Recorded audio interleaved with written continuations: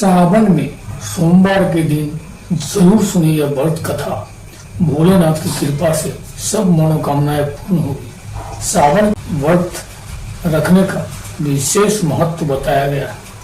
सावन सोमवार के व्रत को करने वाले भक्तों के लिए इस कथा का पाठ करना अनिवार्य है। ऐसी मान्यता है कि सावन सोमवार के व्रत में कथा का पाठ किए बिना व्रत का पूर्ण फल नहीं मिलता है।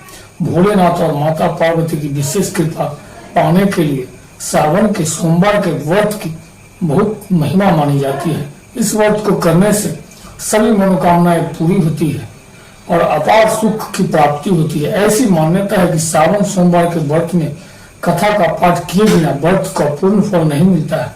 अगर आप भी सावन के सोमवार के दिन व्रत रख रहे हैं तो इस दिन इस व्रत कथा का पाठ जरूर करें। सावन सोमवार के व्रत को करने वाले भक्तों के लिए इस कथा का पाठ करना अनिवार्य माना जाता है। श्री शिवाय नमस्तुभ्यम। महादेव शिव चैनल में आप सभी का स्वागत है। अगर आप यह कथा सुन रहे हैं तो पूरा सुनिए, आधा अधूरा छोड़कर जाने की गलती मत कीजिएगा। इस पवित्र कथा को सुनने मात्र से मनचाहा फल की प्राप्ति होगी। अगर आप शिव भक्त हैं तो भोलेनाथ का अनादर न करें। तो चलिए कथा को प्रारंभ करते हैं। एक साहूकार था, वह भगवान शिव का परम भक्त था। उसके पास धन दौलत किसी भी चीज की कमी नहीं थी। तब भी वह उदास रहा करता था क्योंकि उसकी कोई संतान नहीं थी और संतान प्राप्ति की कामना के लिए वह रोज भगवान शिव के मंदिर में जाकर दीपक जलाता था। साहूकार के भक्ति भाव को देखकर एक दिन माता पार्वती ने भोलेनाथ से कहा कि हे प्रभु, यह आपका परम भक्त है, इसके सभी कष्टों को अवश्य दूर करना चाहिए।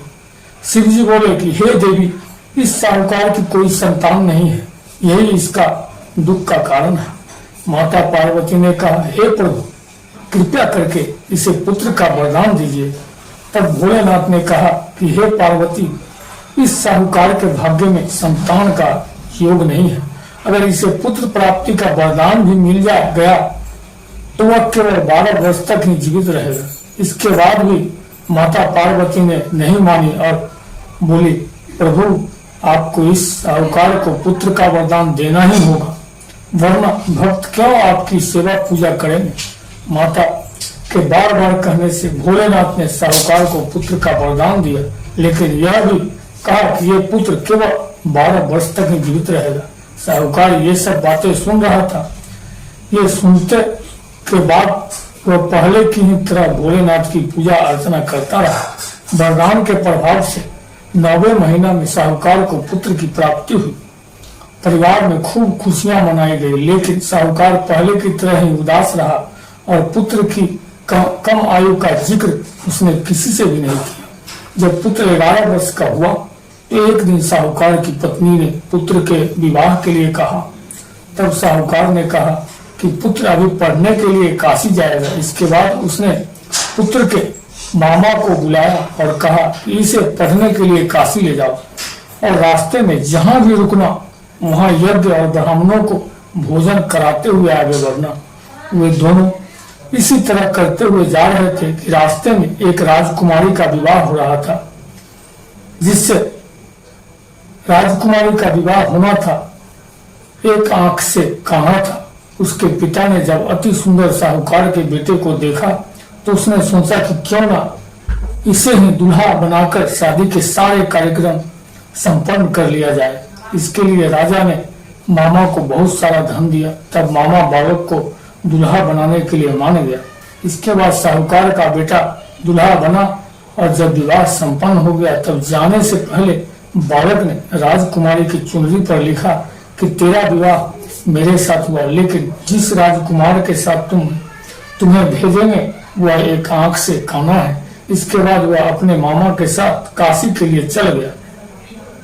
जब राजकुमारी ने अपनी चुनरी पर लिखा हुआ पढ़ा तो उसने राजकुमार के साथ जाने से मना कर दिया।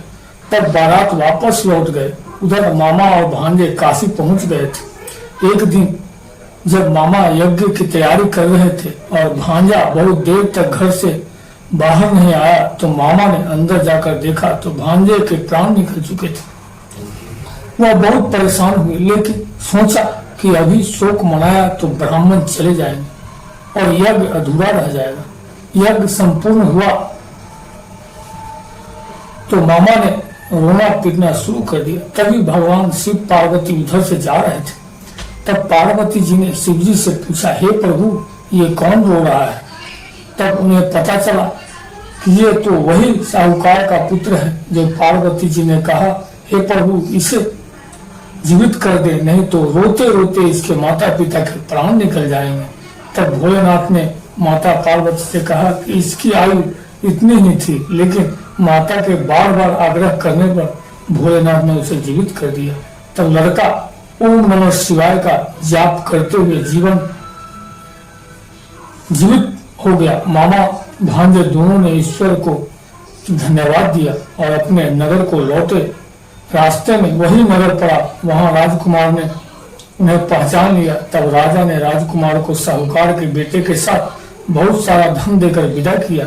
उधर साहूकार और उसकी पत्नी छत पर यह प्रण लेकर बैठे थे कि यदि उनका पुत्र सकुशल न लौटा तो वह छत से कूदकर अपने प्राण त्याग देंगे। तभी लड़के के मामा ने आकर साहूकार के बेटे और बहू के आने का समाचार सुनाया, लेकिन वे नहीं माने। तब मामा ने शपथ पूर्वक कहा। तब दोनों को यकीन हो गया और दोनों ने अपने बेटे बहू का स्वागत किया। उसी रात साहूकार को स्वप्न में शिव जी ने दर्शन देकर कहा कि तुम्हारे पूजन से मैं प्रसन्न हुआ, इसलिए तुम्हारे पुत्र को जीवन दान दिया। मान्यता है कि जो भी इस कथा को सुनेगा उसके समस्त दुख दूर हो जाएंगे और उनकी सभी मनोकामनाएं पूरी होगी। वीडियो को बोलते समय कोई त्रुटि हुआ हो तो मैं क्षमा चाहता हूँ। उम्मीद है आप सभी को वीडियो अच्छी लगी होगी। महादेव के सच्चे भक्त हैं तो चैनल को सब्सक्राइब करें और वीडियो को लाइक करके कमेंट में हर हर महादेव लिख दीजिए।